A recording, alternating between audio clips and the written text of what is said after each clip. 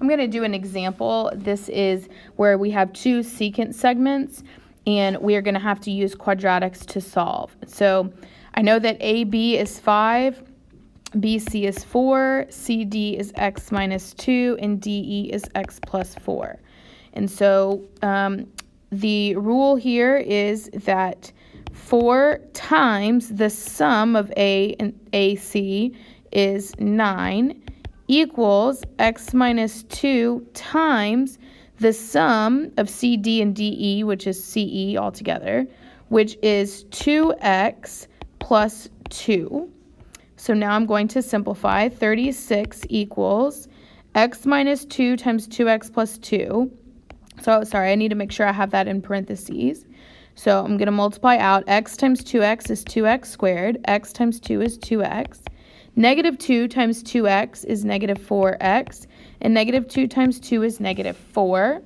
I'm going to go ahead and simplify my like terms, which is 2 minus 4 is negative 2x minus 4. And so then what I'm going to do is I'm going to set this equal to 0 by subtracting over the 36. So now 2x squared minus 2x minus 40 equals 0. So now I can try to factor and solve. Now, one thing I want to point out here is that if you notice, in every term can be divided by 2. If there is a greatest common factor like there is here, you always want to try to divide that out first. So this is now 2 times x squared minus 1x minus 20. Again, I divided out a 2 from every term and brought it to the front. Remember, we want it to equal 0 so that when we go to solve, we'll be ready to solve. So I'm going to factor now this trinomial, x squared minus x minus 20. And the way I'm going to do that is I'm going to use my a times c method with my b at the bottom.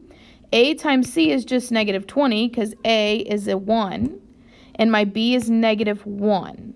So I need factors of negative 20 that are going to add up to negative 1. So negative 1 and 20, 1 and negative 20. Negative 2 and 10, 2 negative 10. Negative 4 and 5, 4 negative 5. I think those are all my factors.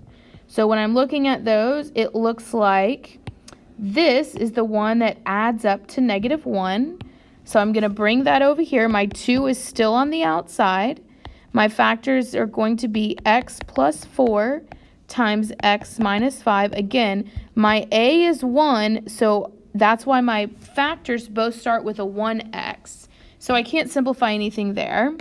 So now I'm going to use the zero product property, which basically means, well, if I can divide all this by 2, those cancel, and I still have a 0. So that's why it's nice to factor out the GCF first.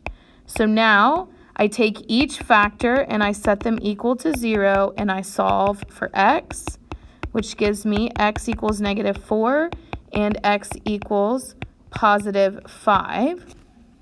Now I want to go back and look at my problem and see which one of those, there may be one of those that does not make sense.